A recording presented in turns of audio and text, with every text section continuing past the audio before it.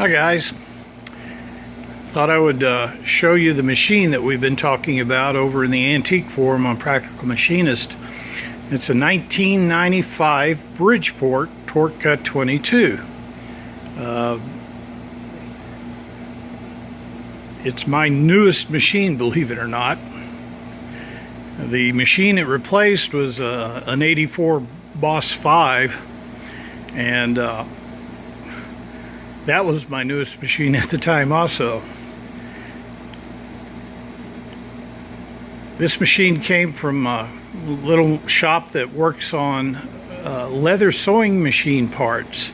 The company that had it for about 17 years now. They bought it in 2000 from the first owner. It's been used on and off through the years.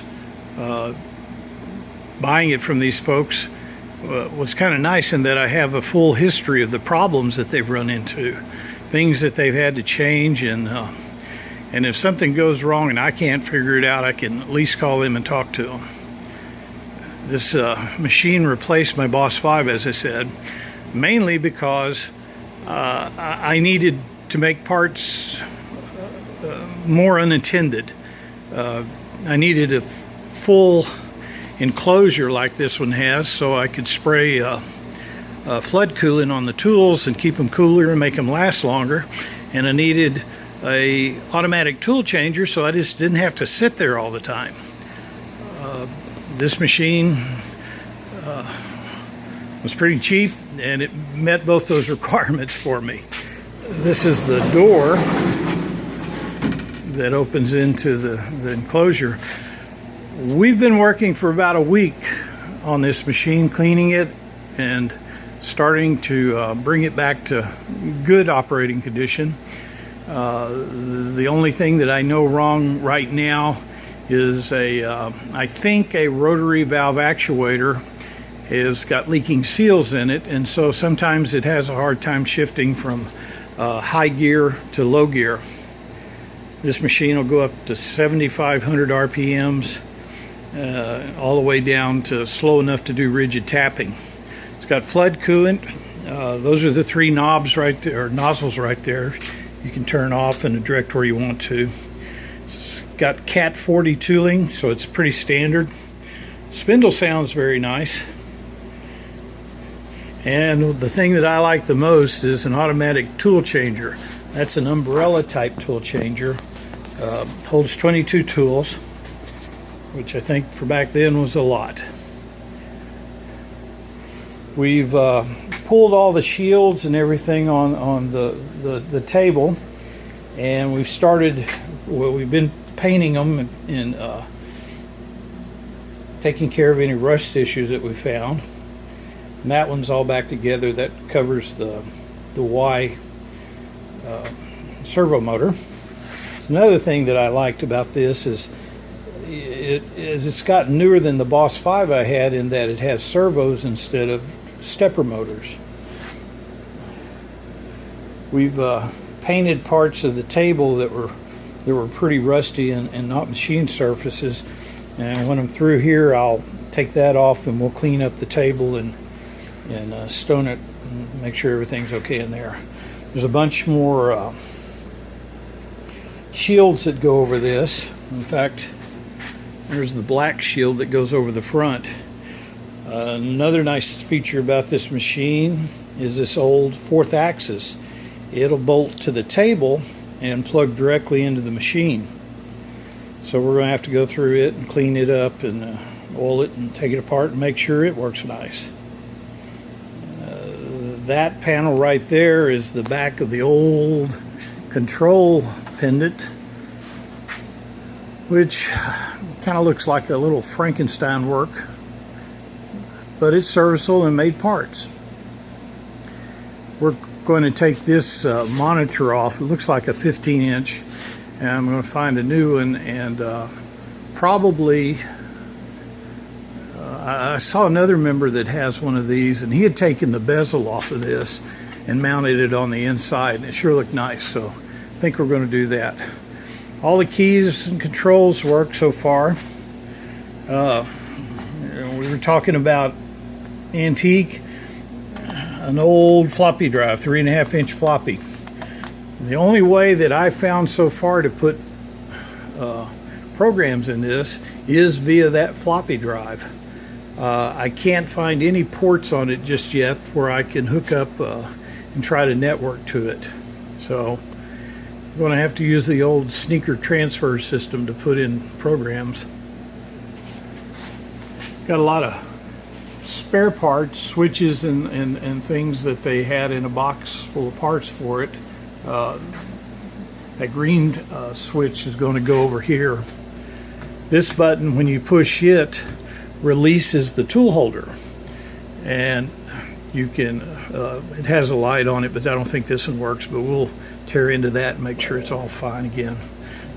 Another neat thing is this port right here is for a Renshaw probe, and just luckily I found one on eBay that supposedly works. If it doesn't, I can send it back with the cable, the probes, and everything designed to fit this machine. So Thursday it's going to show up, and hopefully I'll be able to set it up where it can probe parts and do things like that. That'll be nice.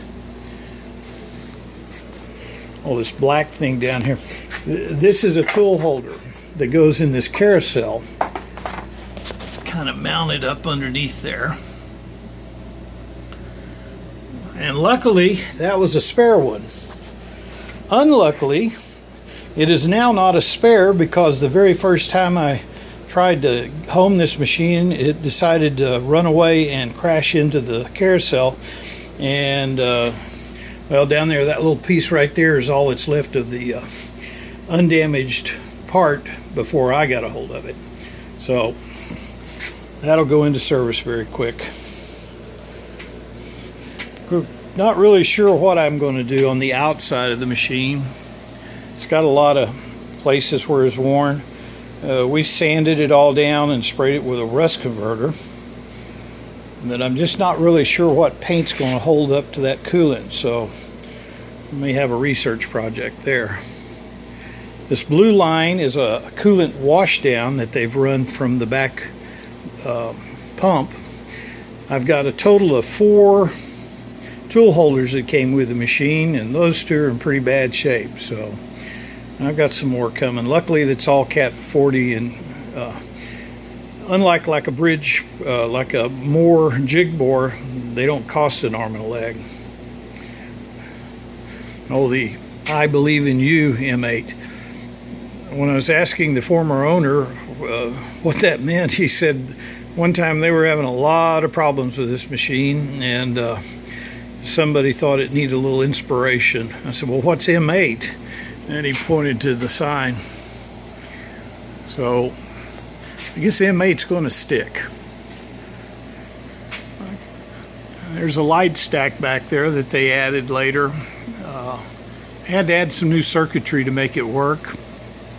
And right now the red light stays on all the time, and then the green's on when the spindle's on, and yellow's on when the spindle's off.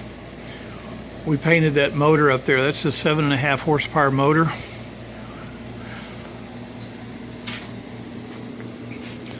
Like I said, this is the back. The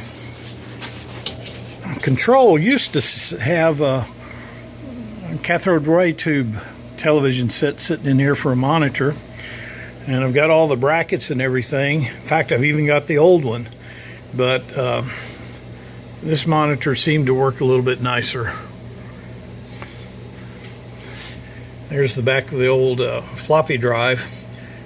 I've got another floppy drive that converts this into finger sticks, so I may be putting that in. One of the nice things about this machine is it's got big, heavy-duty circuit boards. I've already had to repair one, but compared to today's electronic boards, this thing's a breeze to fix. We left a little space in the shop so that I could get all the way around the machine. You can open these plexiglass doors and get in and get chips out if you're a skinny man. That's what it looks like on this side.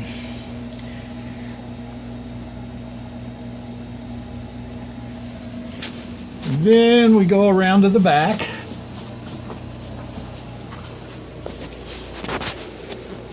It's got an old Bridgeport pumper on it. This one you can adjust. It doesn't have a manual plunge like all the others I've seen. This one's got a pour for your oil. Just pour it right in. I got a new set of filters. H&W, I forgot what it is, machine repair or whatever it is. The people that sell Bridgeport parts have all the parts for this, so I've ordered some new filters. It's got a gauge that tells me how much pressure it puts out when it takes a shot. I'm not really sure how often the shots are, but I think it works because I set that little telltale and it went up to 10 at least once. So this runs only when the spindle's on. That airline right there is for the 4th axis drive. It comes from the other side of the column, and it'll go into the top and hook into the spindle or 4th axis right there. This is the back side of the electrical cabinet. Right now I've got it open because I'm doing a lot of work on it. Uses a big car engine air filter. It's got, I believe, 4 fans. There's one here, one over here, and then behind that air filter there's 2 mounted.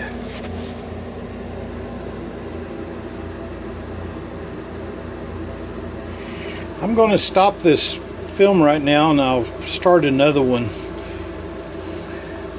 So look for part 2.